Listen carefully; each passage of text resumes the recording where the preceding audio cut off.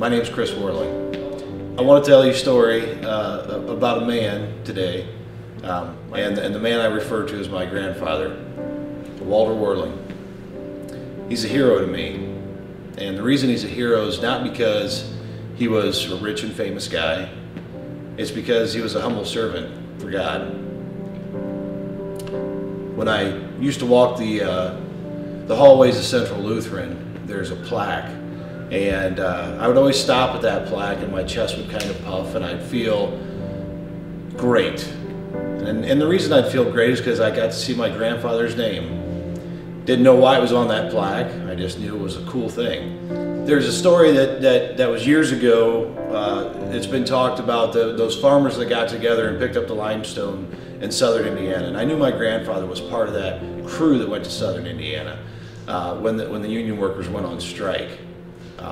I now see and understand that it took men that didn't let something small get in their way. They rolled up their sleeves and they did what they had to do when they had a vision. And I found out that's why I'm proud of my grandpa, because that's who he was. When I was asked to do this campaign, I went to school, went back to that same plaque, and I was asking Grandpa for advice, what my role was supposed to be in this, and if I was even supposed to be part of it. For the first time in my life, I actually read that plaque. I'd always just walked by, knew Grandpa's name was on there. I thought that plaque was representing the guys that brought that limestone up. That wasn't the case. That was the 1960 school board. The people that were on the school board when we put on the East Addition of the school. So it was like screaming at me right then. It's about an addition, Chris. That's what Grandpa was about. Not only was he part of the school in the beginning, he's a German Lutheran that doesn't like change. And just 8 years after that, he decided it was time to add on. He was part of a group that decided we need more. So I went back in that first meeting. I went back into the room. We were finishing up the meeting, and Jim Brockman said, "Chris, I want to tell you a story." He said, "Back when I was a kid, I grew up right across the street from your church," and he said that's where the little schoolhouse was. So I would, every once in a while, I'd play around with the kids and stuff like that. He said somewhere around the time 1951, this pile of stuff started growing behind the school. And it kept getting bigger and bigger and bigger until it was like taller than the school.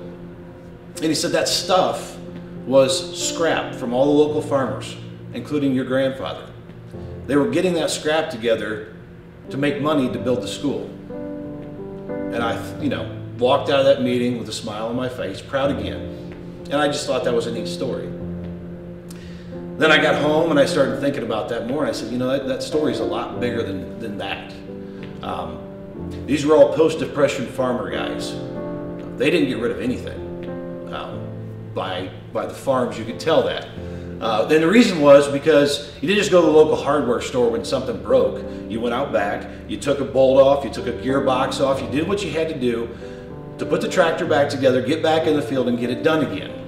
So these guys weren't just giving up trash. They were giving up treasure. It was things they really valued. And that treasure in itself did not build the school, but it was a part of what built that school.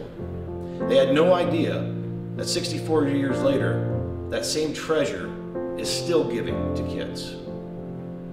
So when Mary and I, my wife, had to consider what we were going to do, I knew that story. I understood that story.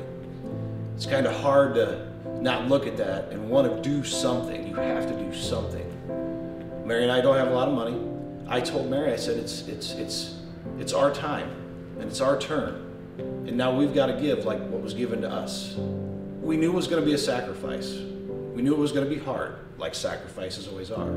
We're going to have to work harder. We're going to have to give up. And we're going to have to change things in our life in order to make this happen. But the small change that we do now could feed another 60, 80, 100 years. And that's what's important. So I want to leave you today with a Bible verse. You might have heard it if you were at Ash Wednesday service. It was usually at the end of the reading. It comes from the book of Matthew, chapter 6, verse 21. For where your treasure is, your heart will be also.